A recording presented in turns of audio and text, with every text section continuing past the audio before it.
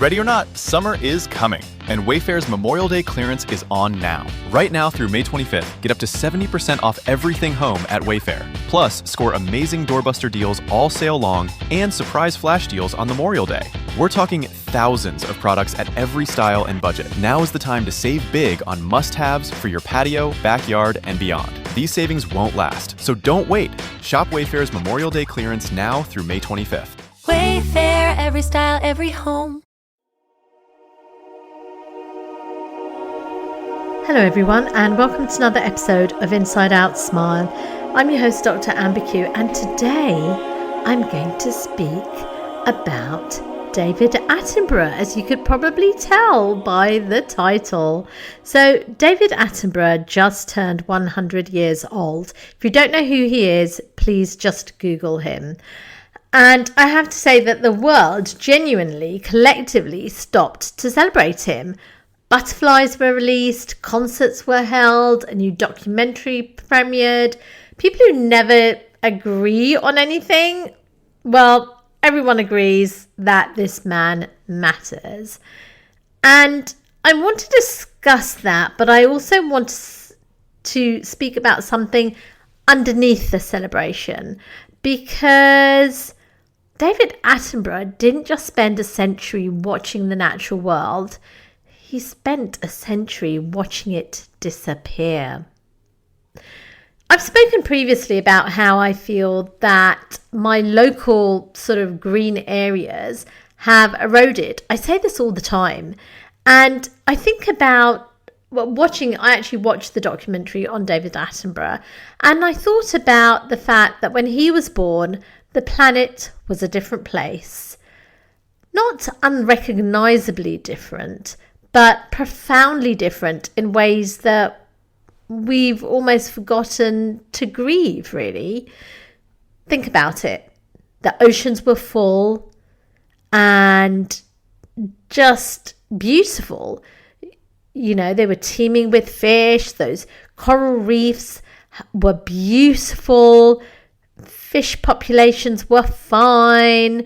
Whales moved sort of through the seas without sort of, attacking people. Because I do believe that there have been certainly some instances of sea life attacking humans, and that's totally out of their nature. And I think that is because they are so stressed. This didn't happen previously. Also, the forests were vast. The Amazon hadn't lost hundreds of millions of acres. The forests of Southeast Asia were intact. The great forests of West Africa were alive with things we've never even gotten to name before they were gone. The sky had so many birds in it. I mean, there's so many species of birds that have become extinct, let alone other animals that have become extinct. And Attenborough would have seen all of that in real time. Obviously, he was a baby and a toddler, so it didn't happen immediately. But the thing is that, and this is the thing that gets to me, he speaks with such wonder. He's never stopped finding the world extraordinary.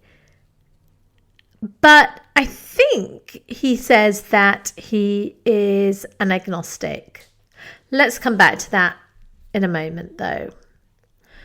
I want to talk about Palestine in the sense of nature, an ecosystem, a sacred land. Because Palestine, I think, is quite extraordinary in so many ways, but certainly in terms of ecology, right? Just where it sits. It's just amazing. And I think that birds have probably migrated through the area. You know, it's near the Mediterranean coast. I mean, it's just such, I think, an ancient, layered, living land. And it was farmed and tended for thousands of years by people who understood it. You know, Palestinian farmers knew which plants grew where, how the seasons affected the plants and what the harvest would be like, which sort of, which soil was better for which plant. And that knowledge, from what I understand, lives in families, right? It gets passed down.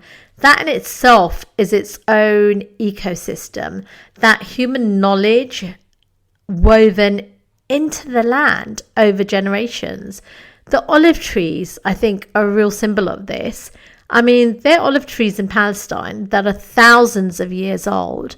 Just think about that. That tree was alive when ancient civilizations were rising and falling, still producing fruit, still rooted. Those trees are not just agriculture, they're memory, their presence.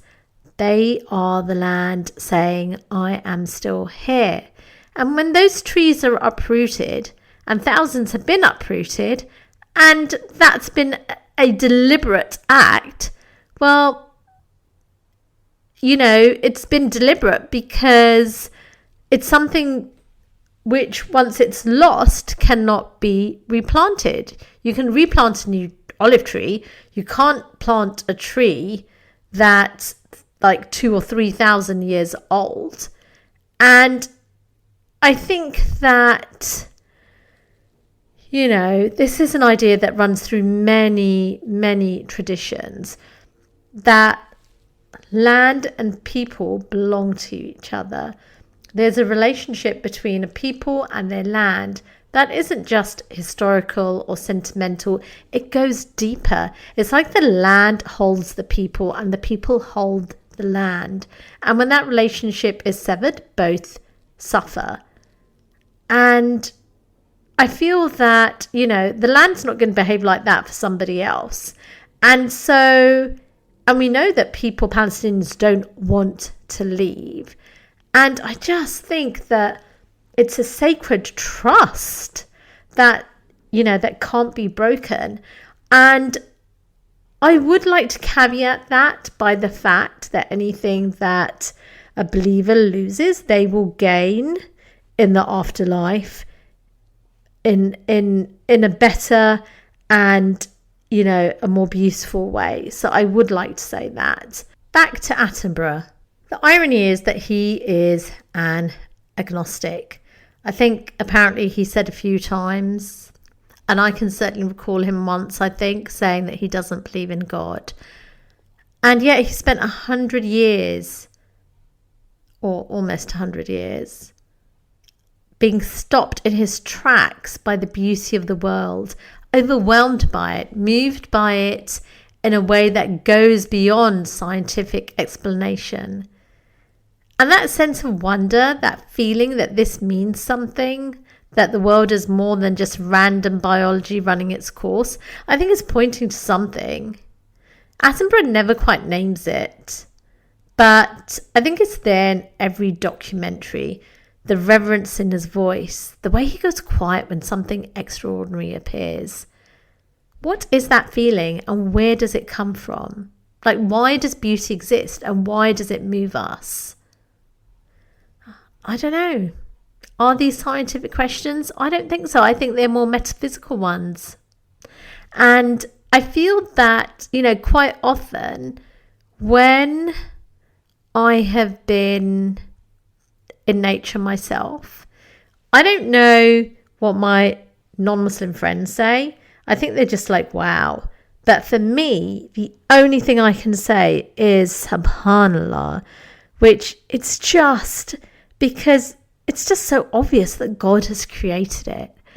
And there's just no way to adequately describe what you feel except by praising and thanking God, And I feel that with David Attenborough, for example, he spent 100 years, okay, less than 100 years, but 100 years sounds good, showing us the world is more extraordinary than we know.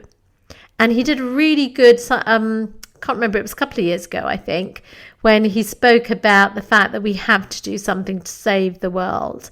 And he's right, but not just, I think, in terms of survival.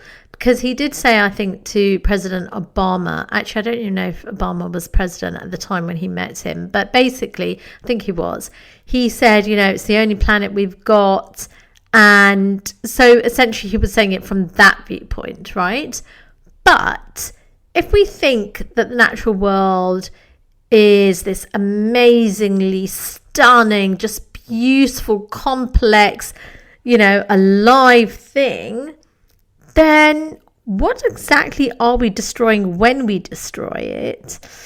And what does it say about us anyway that we're still carrying on destroying it? And I think that the thing is that if a land is, for example, sacred, and people do feel that, about places, and especially Palestine, but if a land is sacred, then maybe there's more to it than we think. And maybe there's something that we are getting wrong. And maybe that's why we're having problems in the modern world. I feel that next week is going to be a good episode to tune in. So until that next episode, let's all create connection and not just change lives, but save lives.